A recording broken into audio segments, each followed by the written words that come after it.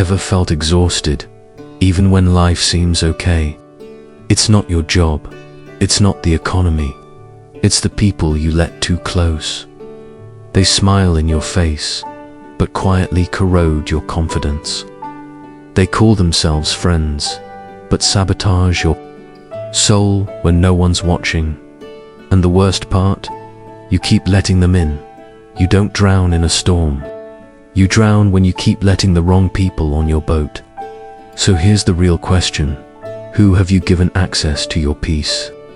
There's a silent force draining your energy, and it's not your workload, your past, or the world outside. It's the people around you, the ones who pretend to cheer for you while secretly hoping you fail. The ones who act like supporters but plant seeds of doubt in your mind. These people smile with their mouths and sabotage with their energy. Here's the truth. You cannot rise while surrounded by people who want to keep you small. You cannot grow stronger when you walk beside those who fear your strength. And you will never find clarity in the company of minds addicted to chaos. So pause and ask yourself, who sits at your table? Who has access to your energy, your time, your focus, your soul? Because whether you know it or not, your life is the emotional average of the people you allow close. The great Stoic Epicurus once said, "Associate with those who help you become your best self." That's not just ancient wisdom, it's a survival strategy. In a world full of emotional leeches, professional victims, sweet-talking manipulators, and fake optimists wearing positivity as a mask, you need boundaries like armor. If you want to build a resilient mind, an iron mind, you cannot keep making space for people who thrive in dysfunction and call it passion.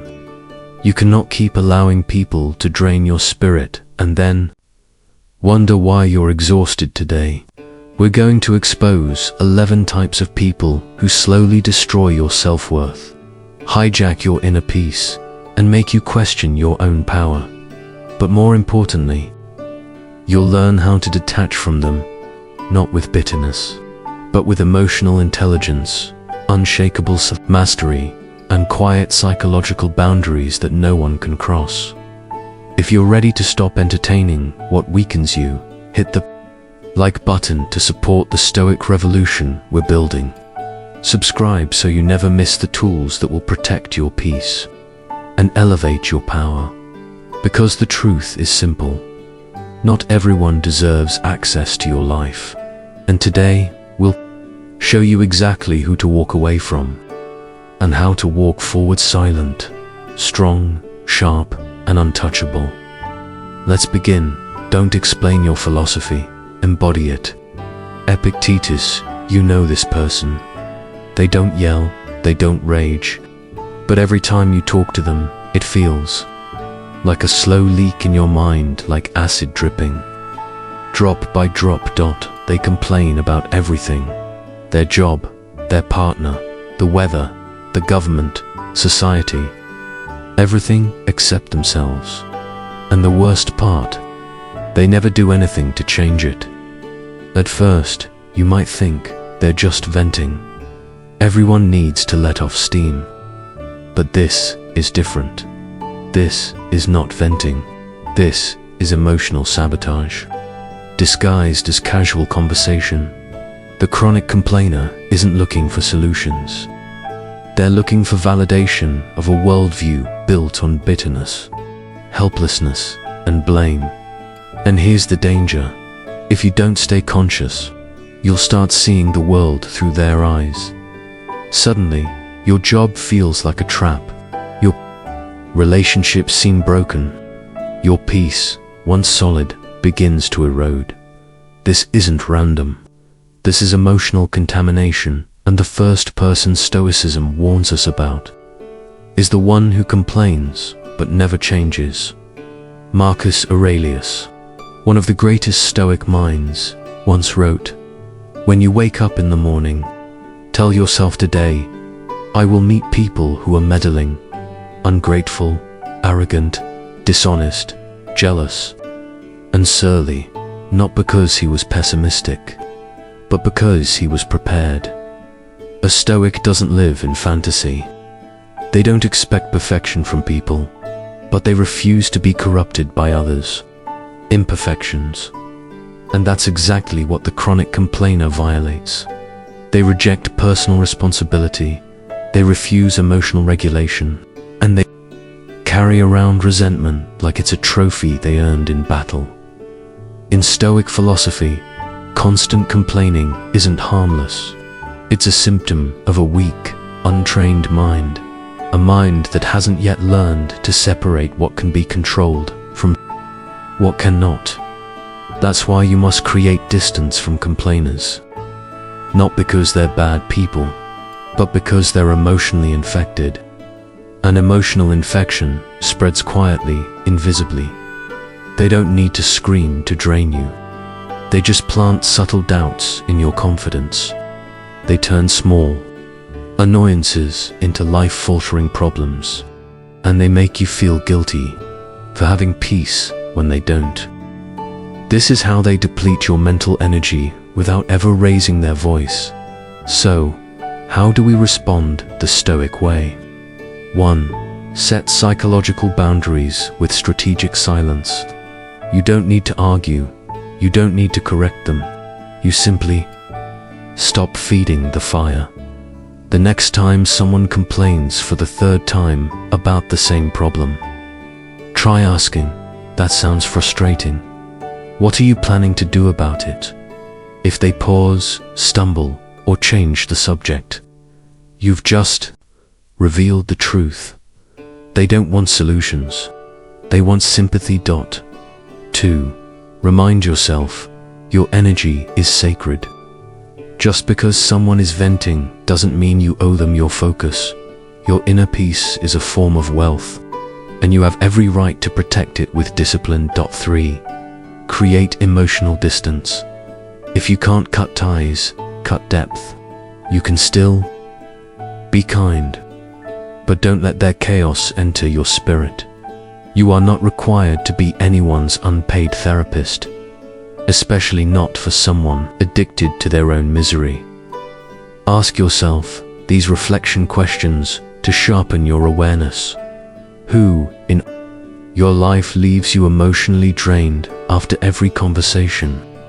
Are you holding space for someone who has no intention of growing?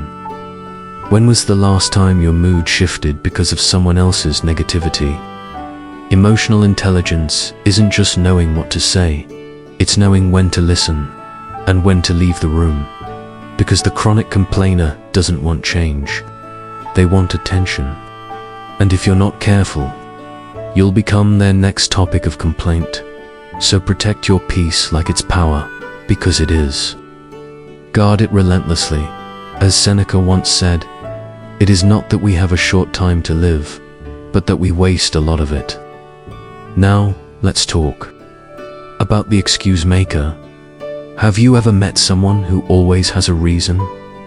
A reason why they haven't started, why they can't change, why life is just too hard right now. They're not unintelligent. They don't lack opportunity, but they live trapped inside a prison of their own excuses. And if you let them too close, they'll infect your mindset with self-doubt, procrastination, and a watered-down version of your potential. Excuses are more dangerous than failure because they don't always look toxic. In fact, they often sound reasonable.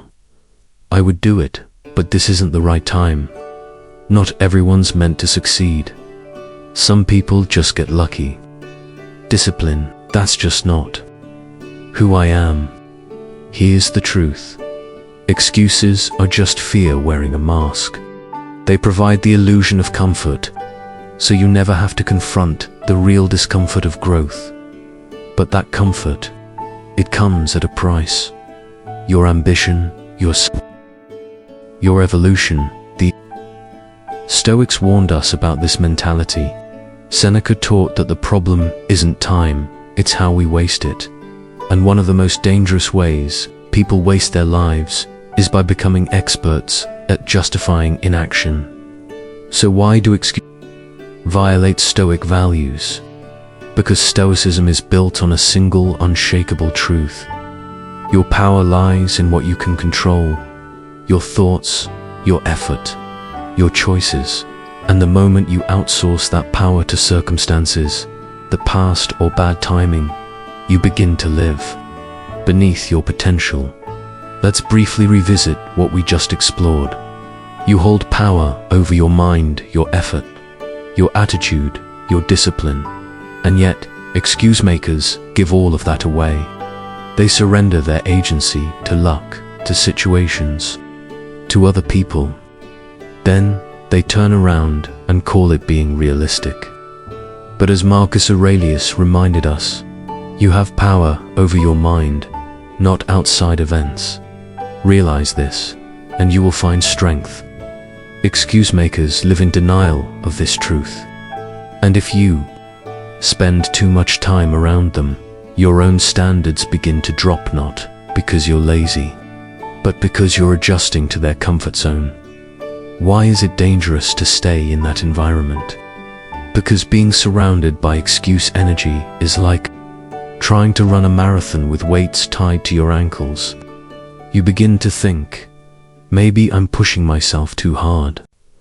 Maybe I should relax my standards a little. Maybe discipline is too extreme. And just like that, you start believing that average is okay. That striving for excellence is somehow obsessive. But here's the Stoic reality. Growth requires friction. Self-mastery demands responsibility. You can't build a high-performance mindset in a space that rewards excuses and punishes effort. So how do Stoics deal with excuse makers? 1. Lead by example, not confrontation. Stoics don't waste energy arguing.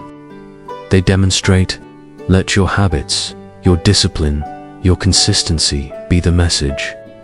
You don't need to prove anyone wrong, you just need to show what's possible when you take full ownership of your life. Point 2. Watch your inner dialogue. Excuse makers often sneak into your language. Be aware when you catch yourself saying, I'll try. I'll do it when I can. It's not the right time. Replace those with clarity and conviction. I will. This matters. Let's go. This is emotional intelligence, in motion, choosing words that activate action, not avoidance. 3. Build boundaries around your energy. You don't have to cut everyone off, but you do have to protect your time, your space, and your drive.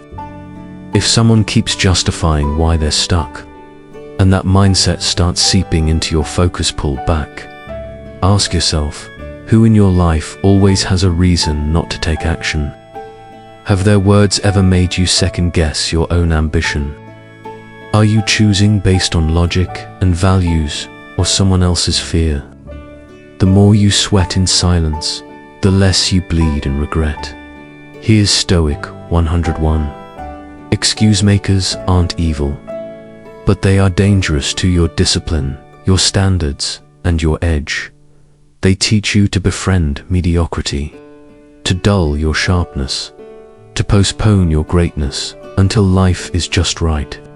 But the Stoics knew better. Life will never be perfect, but your effort, that can be so. Choose effort.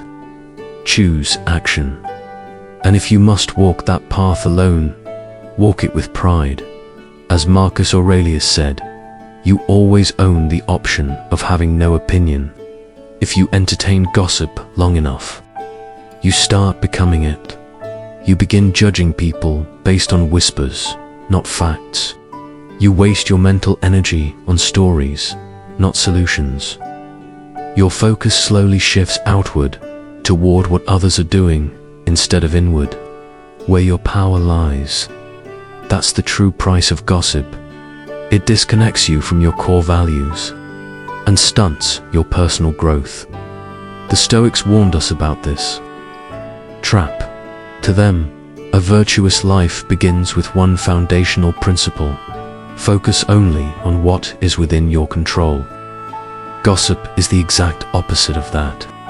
It thrives on things outside your control, what people say, do, or fail to do, none of which belong to you. And that's why gossipers are a danger to your self-worth. Here's what most people don't tell you. The ones who gossip to you will eventually gossip about you. You're not special, just temporarily useful. That's the real danger. Gossipers create fake closeness through shared judgment. They bond not by building, but by tearing others down. And if you join in, even quietly, you're not just approving their weakness, you're weakening your own. Every second spent engaging in gossip is a second not spent building your character. You're not practicing self-discipline. You're not developing emotional resilience. You're wasting your mental strength. As Marcus Aurelius said, waste no more time arguing about what a good man should be. Be one. Gossip traps you in observation mode. It keeps you watching others instead of working on yourself. Because let's face it, it's easier to talk about someone else's flaws than to fix your own. That's how gossip hijacks your emotional intelligence. Gossipers are emotional tricksters. They dress up opinions as facts. They use charm like bait, pulling you in. And before you realize it, your mind shifts from self-awareness to self-comparison. But real emotional intelligence begins the moment you see through that game, and it grows every time you choose not to play it.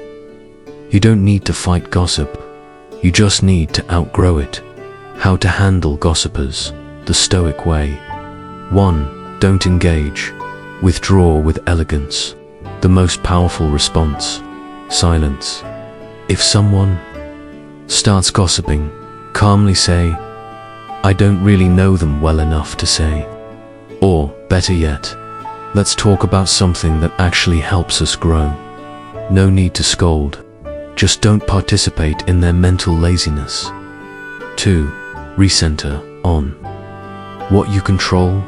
You can't stop people from talking, but you can stop your mind from absorbing their noise. Every time you focus on someone else's life, you delay progress in your own, and that's a price you can't afford if you want to master yourself. 3. Audit your environment. Ask yourself, who in my life thrives on other people's downfall? Who always talks about people, but never about ideas, growth, or goals? Then act accordingly. You are not obligated to entertain weakness, no matter how charming it looks. Reflection questions for inner clarity. Have you ever repeated gossip and regretted it later? Are your conversations about other people's lives or your own progress? Do you respect yourself enough to walk away from useless dialogue? Strong minds discuss ideas. Weak minds discuss people. Socrates' gossipers don't need your judgment. They need your absence.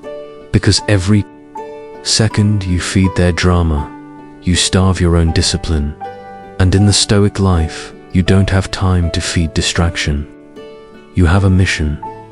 You have a mind to guard. You have inner peace to protect. So next time someone whispers gossip in your direction, remember, silence isn't weakness. It's wisdom in motion. Wealth consists not in having great possessions, but in having few wants. Epictetus, there are people whose silence is louder than applause. They won't clap when you win. They won't reply when you share good news. They'll look you in the eye and quietly hope you fail. And that silence speaks volumes. If you keep them close, they won't just resent your success. They'll slowly sabotage your peace, your confidence, and your sense of self-worth. Envy doesn't shout, it whispers. It shows up in subtle ways, not in insults, but in fake encouragement, not in open attacks. but in sly comments like, "Don't you think you're doing a bit too much lately?" Or in the sudden coldness they show when you achieve something. Here's the truth. The envious don't go after your flaws. They go after your strengths, because every time you grow, it reminds them of all the things they've given up on. And deep down, that stings. That's why envy is so toxic, not just to relationships, but to Stoics. The Stoics understood this clearly. They believed envy was irrational. Why? Because envy makes you obsess over what others have, instead of who you can become. Envy distracts you from your own discipline, your effort, your character. It locks your attention on other people's results, not your own growth. Epictetus once said, "If you want to improve, be content to be thought foolish and stupid." Because real growth means letting go of public approval. It means anchoring yourself in your own development, not in chasing someone else's image. But here's the problem. Envious people don't live by that principle. They define their worth through constant comparison. And when you rise, they feel smaller. So instead of rising with you, they try to bring you back down to their level. Quietly, consistently, and sometimes cruelly. What happens when you keep these people close for too long? You start shrinking yourself. You hesitate before sharing your happiness. You tone down your success so you don't seem too much. And eventually, without realizing it, you begin to believe that your light is a burden. But that's not humility. That's self-betrayal. And the longer you put up with it, the more you suppress your full potential. You weren't born to hide. You were born to live in alignment with your purpose. And part of that purpose is learning to celebrate your growth without guilt. So how do the Stoics deal with envy? 1. Practice detachment. Other people's emotions are not your responsibility. If someone resents your success, that's their wound to heal, not yours to fix. You can be kind, you can be respectful, but you are not responsible for carrying someone else's insecurity. 2.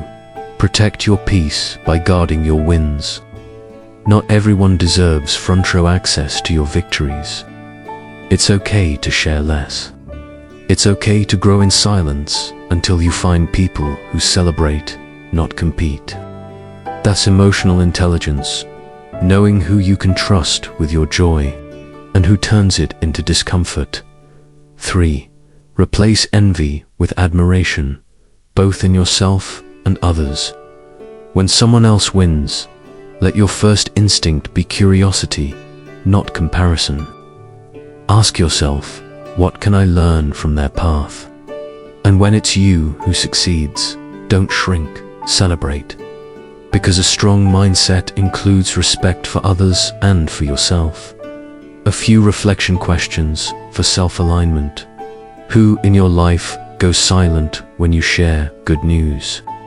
Have you ever dimmed your shine just to avoid making someone else uncomfortable? Are you surrounded by people who clap for you or compete with you in secret? The truth is, your success will test more relationships than your failures ever will. That's the Stoic mindset. Envy isn't about you. It's about what someone else refuses to face in themselves. But if you keep making excuses for their energy, you'll start copying their mindset.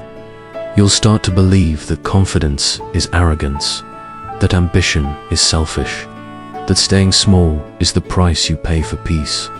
But Stoicism teaches us, peace doesn't come from shrinking. It comes from standing tall with clarity, virtue, and an iron mind.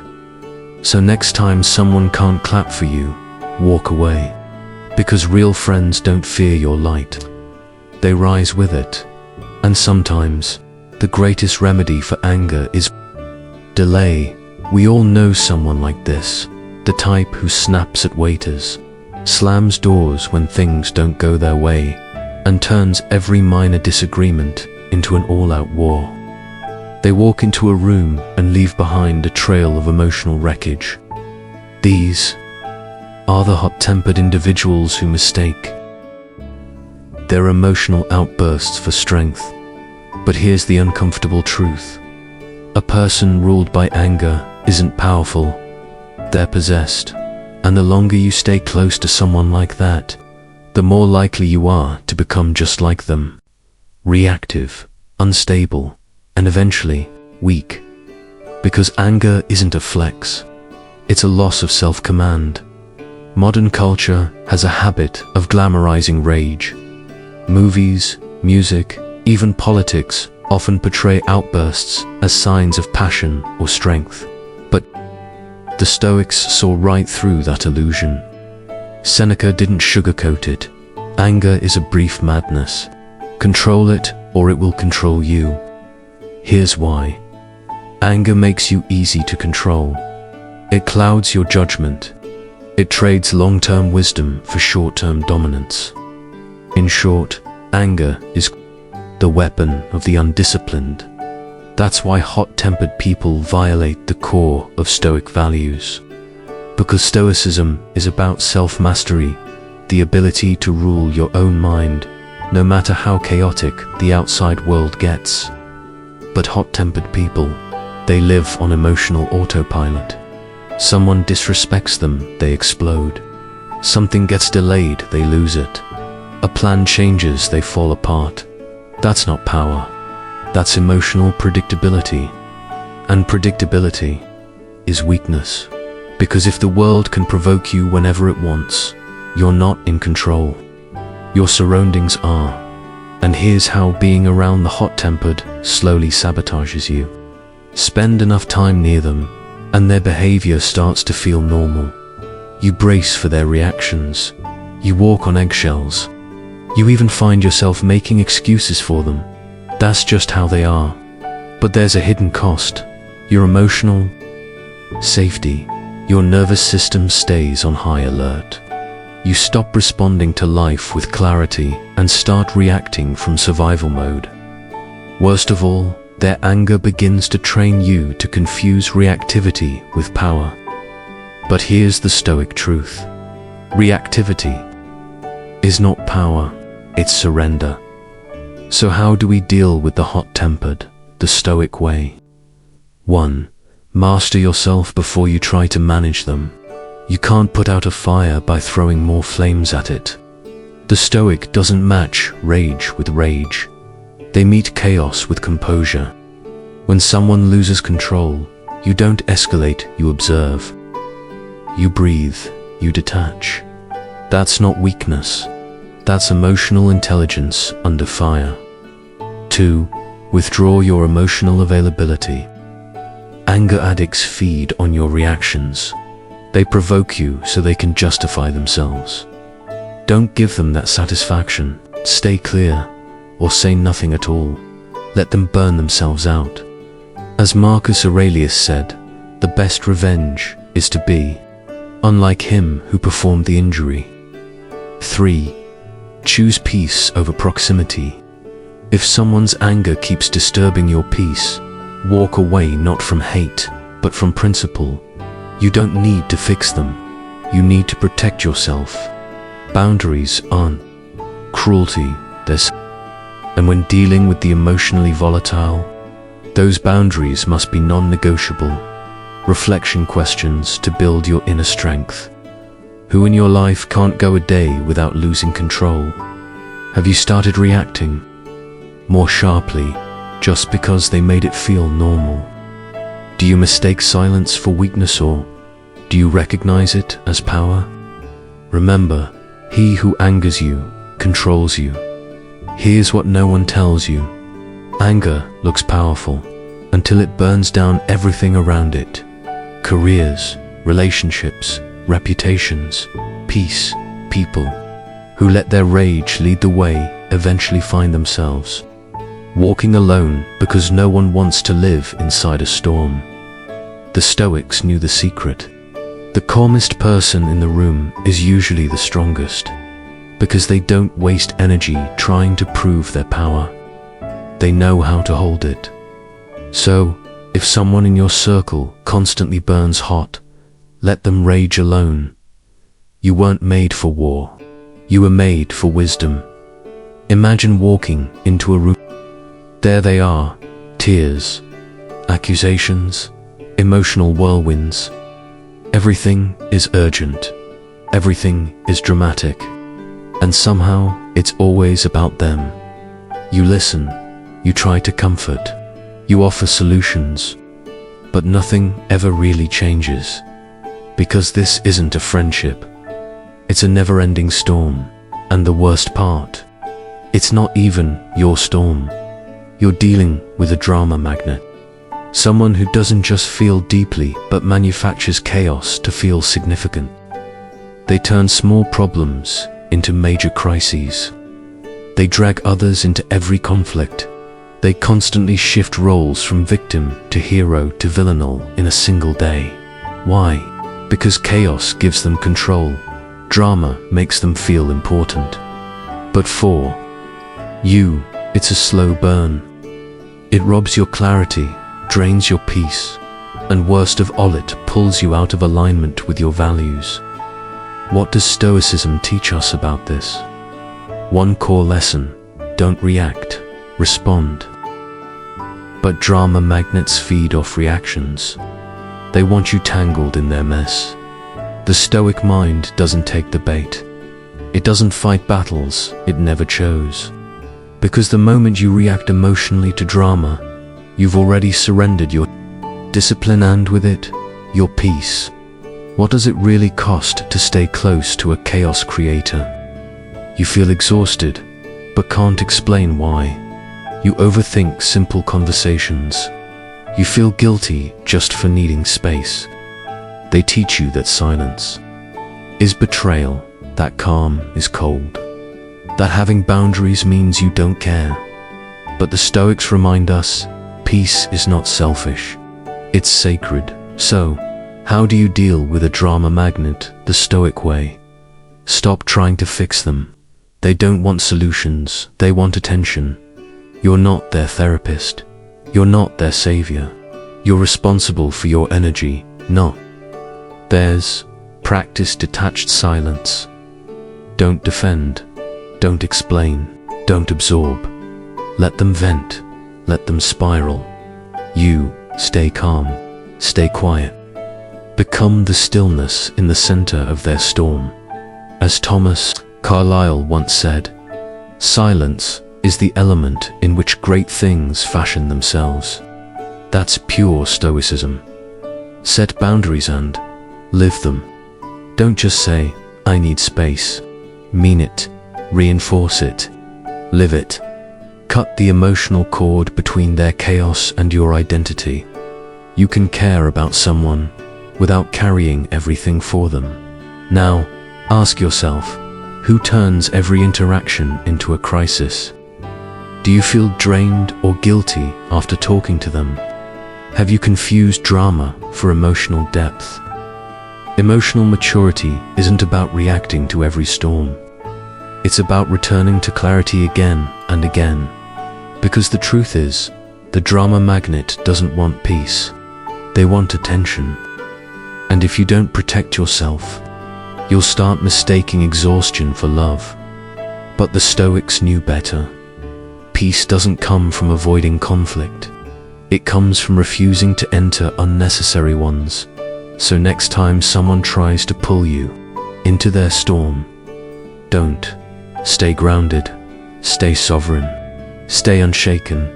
And as Marcus Aurelius once said, if someone can prove me wrong and show me my mistake in thought or action, I will gladly change. For I seek the truth which never harmed anyone. Now let's meet a new type of person. They don't scream. They don't manipulate. They don't stir up chaos, and yet, they're just as dangerous. They don't yell. They don't argue. But their words linger. That's the dangerous part about naysayers. They often sound calm, reasonable, even concerned. Unlike your critics, They don't attack your dreams directly. Instead, they wrap doubt in logic and fear in well-meaning advice. They say things like, "Are you sure that's realistic? What if it doesn't work out? Isn't that a bit risky?" It sounds helpful, but it's not. It's poison, served with a smile.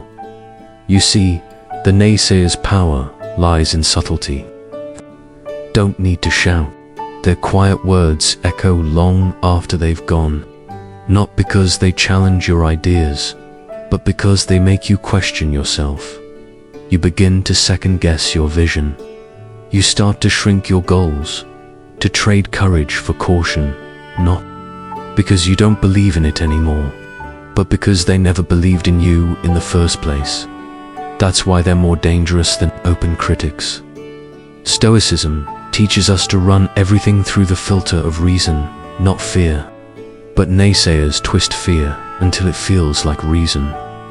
They disguise insecurity as intelligence.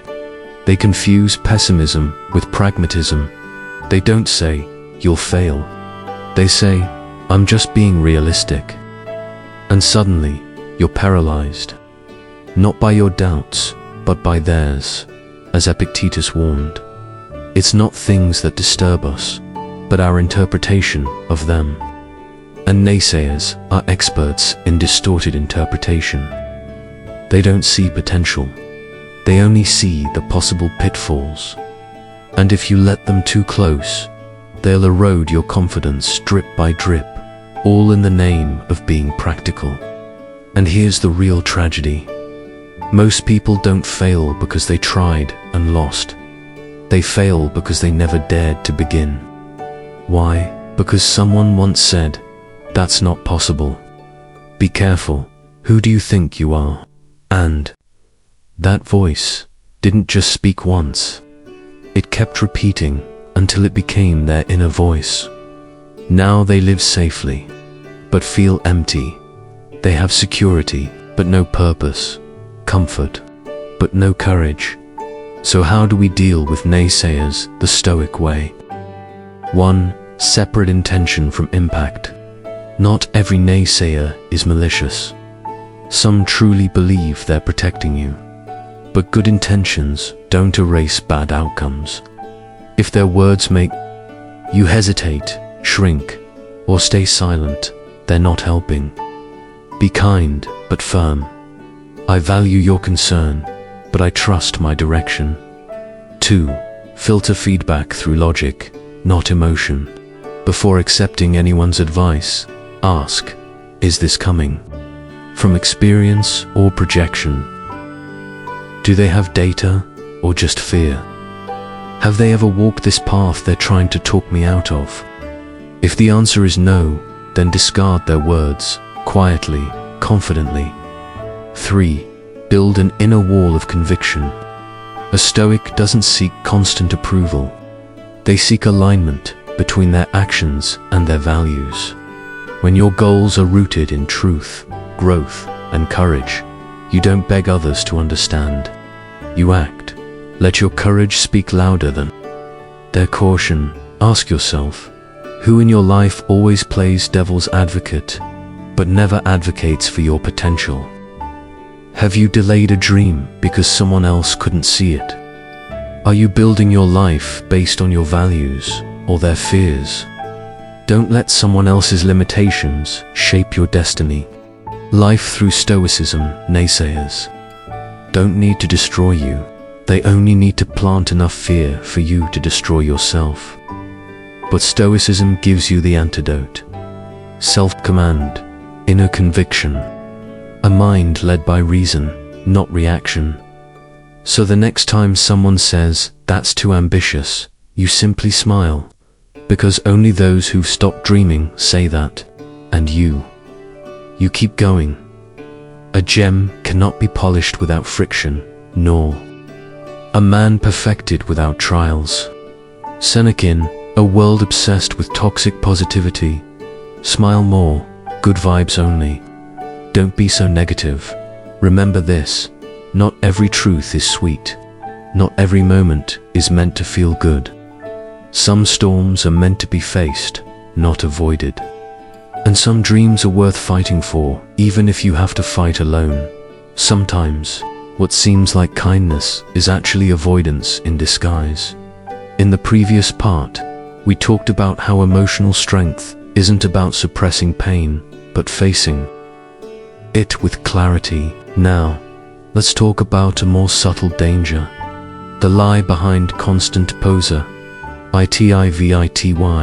At first glance, they seem like the nicest people, always smiling, always cheerful, always telling you to look on the bright side.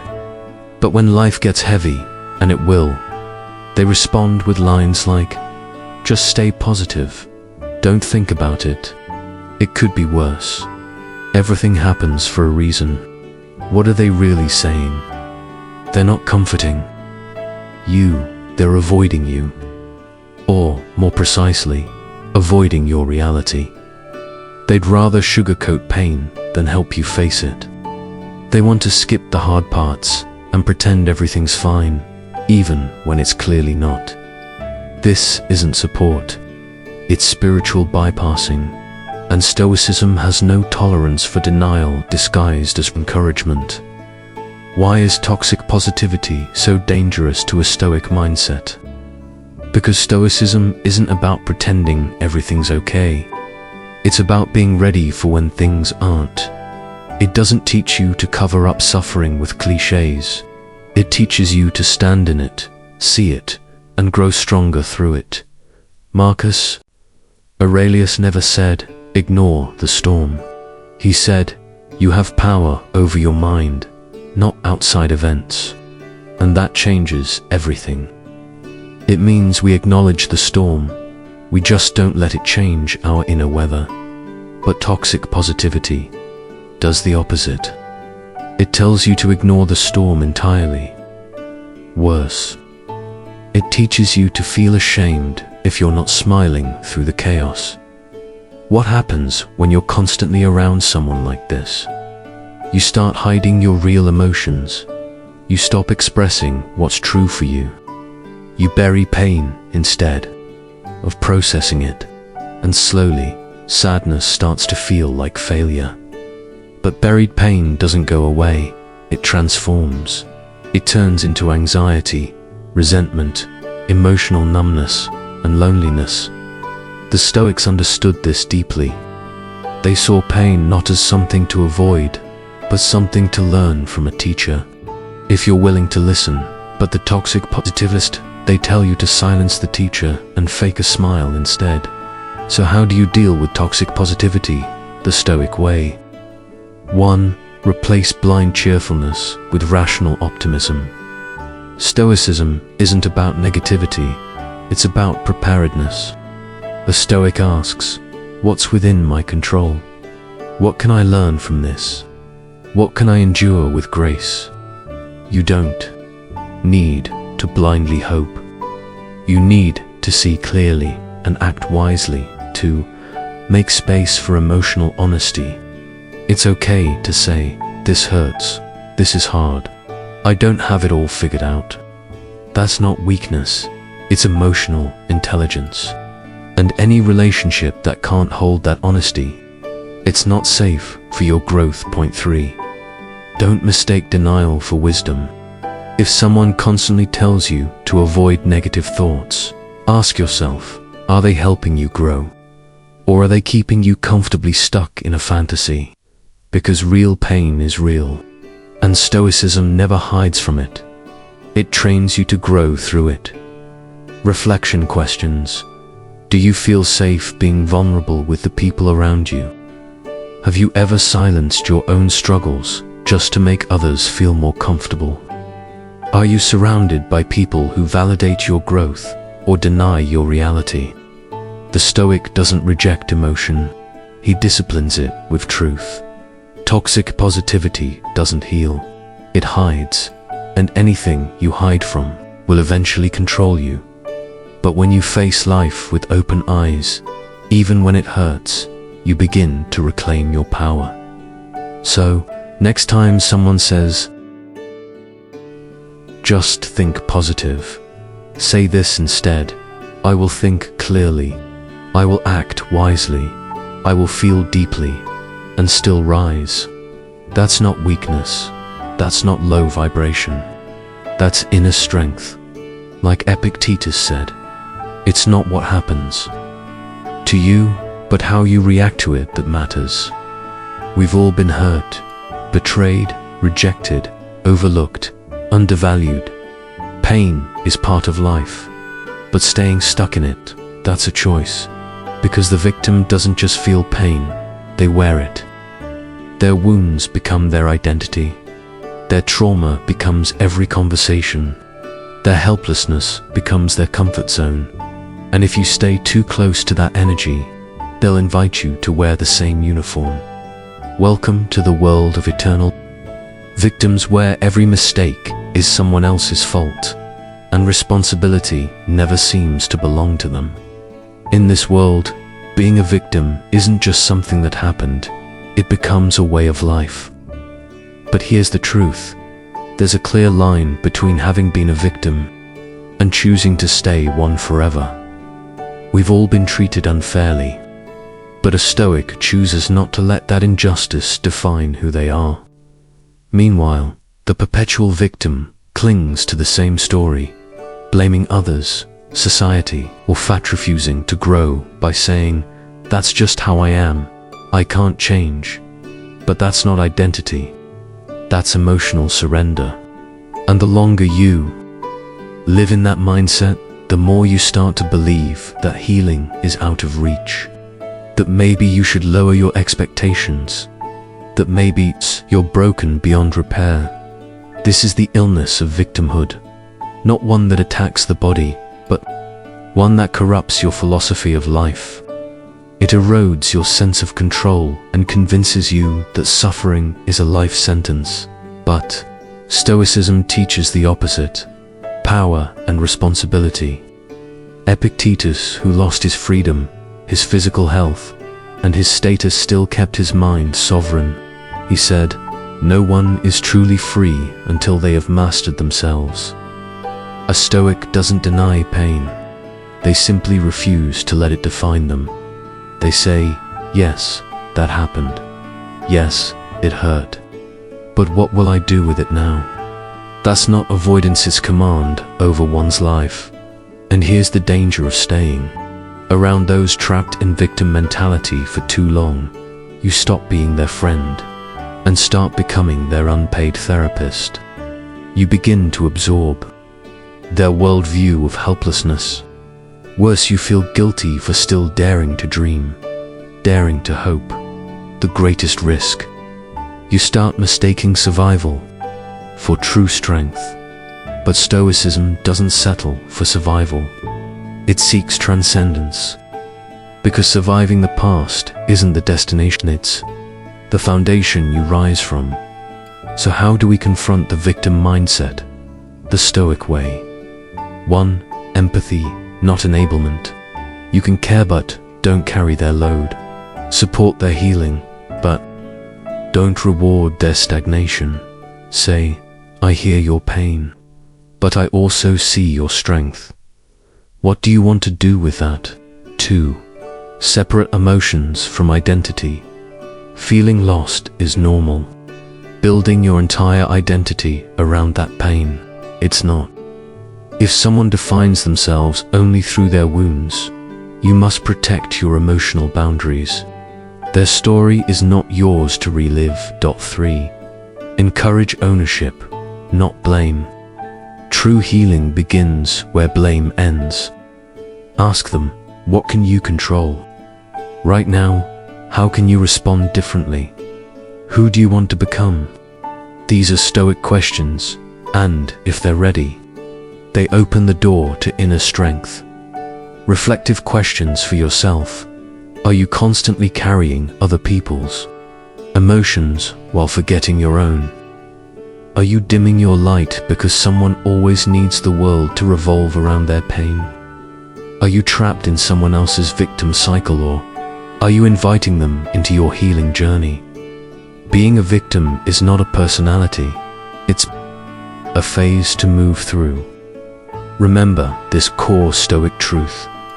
Those who live as victims often crave pity more than transformation.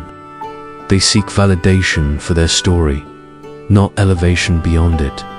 But if you stay too close to them for too long, you'll forget you're allowed to grow.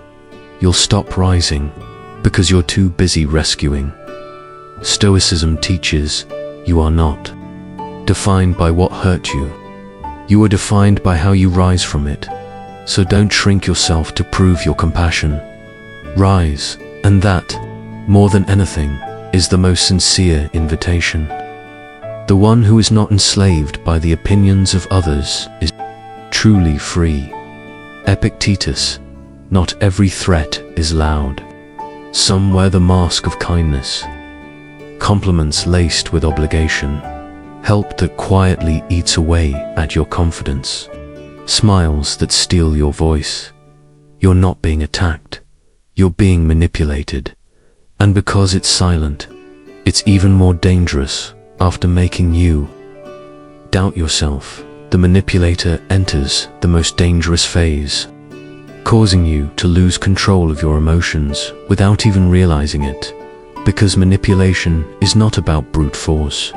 It's the art of planting confusion. Their goal isn't to dominate you, it's to disorient you.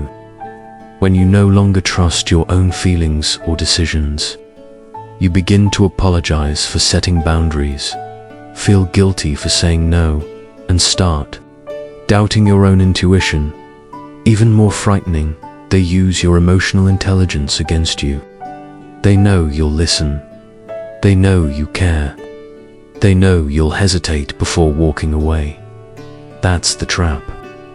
And if you're not careful, you'll fall into the cycle of over-explaining, over-giving, and constantly apologizing, slowly losing pieces of your self-worth. Stoicism teaches us about the supreme power over our emotions. Marcus Aurelius once said, "The happiness of your life depends upon the quality of your thoughts." But manipulators don't want you to trust your own thoughts. They want to implant theirs into you. They erode your confidence until you start looking to them as your compass. They don't control through violence. They break the compass inside you. A Stoic rejects this because to them, true freedom isn't found in the outer world, but in the clarity of the mind. It's the ability to think independently, to feel without distortion, and to act based on your values, not someone else's agenda. Signs you're being manipulated. You feel guilty for setting boundaries. You constantly justify decisions that need no explanation. They reward you when you comply and withdraw when you don't. Your self-esteem slowly fades, and you don't know why. This is not connection, it's emotional occupation. And if you don't guard your mind, someone else will take it over. So how do you face a manipulator the Stoic way? First, reclaim dominion over your inner world. You owe no one an explanation for what protects your peace. If someone makes you feel guilty for honoring your limits, that's not love, that's exploitation. The Stoic knows, my peace is mine to protect, not to negotiate. Second, watch behavior, not words. Manipulators are skilled with language. They say the right things, but repeat the wrong actions. So don't be lulled by promises. Observe patterns, then decide wisely whether their presence aligns with your principles. Third, set boundaries without emotional leakage. You don't need to get angry. You don't need to prove anything. You just act, walk away, limit contact, speak clearly, and let your absence finish what your words have already started. This is strategic detachment, the highest emotional defense of a Stoic. Reflective questions to guard your mind and emotions. After spending time with them, do you feel lighter or heavier? Are you compromising your values just to keep the peace? Are you shrinking your voice just to make them comfortable? A manipulator doesn't need to steal your power. They just need you to give it up willingly. But you have a choice. The Stoic life doesn't seek control. It sheds the need for anyone's approval. Because when you master your emotions, when you govern your mind, no one can manipulate you again. And that, my friend, is what true inner strength looks like. They're not obvious enemies. They don't scream to sabotage you. They whisper, they laugh, and call it having fun. Freedom, self-love. But beneath the glossy surface is the raw truth. They're running from discipline, running from discomfort, running from the better version of themselves. They glorify comfort and call it living fully. They reject effort and call it freedom. But in reality, it's fear dressed up in flowery language. And if you're not careful, you'll start calling your own compromises balance. What Stoicism teaches about indulgence isn't about denying joy. The Stoics weren't against pleasure. They just understood that without principles, pleasure turns you into a slave. Epictetus once said, "Freedom is the only worthy goal in life, but you cannot be free if you are a slave to your desires." Indulgence isn't freedom, it's dependencies, just wrapped in prettier packaging. And when you surround yourself with people who normalize laziness, who call emotional indulgence self-care, who label avoidance as healing, you're building a lifestyle that looks pleasant on the outside, but rots from the inside. The cost of indulgence: delayed goals, because there's always tomorrow. Stunted growth, because you avoid discomfort. Forgotten greatness, because no one around you expects it anymore. Over time, mediocrity becomes culture, and you stop rising because no one reminds you that you were meant for more. The indulgent won't destroy your life directly, but they will quietly make you forget who you could have become. So how do you face indulgent people the Stoic way? 1. Don't argue. Outgrow them with discipline. You don't need to convince anyone to change. Let your clarity, habits, and consistency speak louder than words. 2. See discipline as a form of freedom. 2. The undisciplined structure feels like prison. 2. The Stoic, it's the path to liberation. Discipline isn't punishment, it's the highest form of self-respect. 3. Protect your mental environment. If you're always around people who mock growth, avoid challenges, and belittle effort, it's time to change rooms. You don't need to become a hermit, but you must protect your momentum like it's your life. Because it is.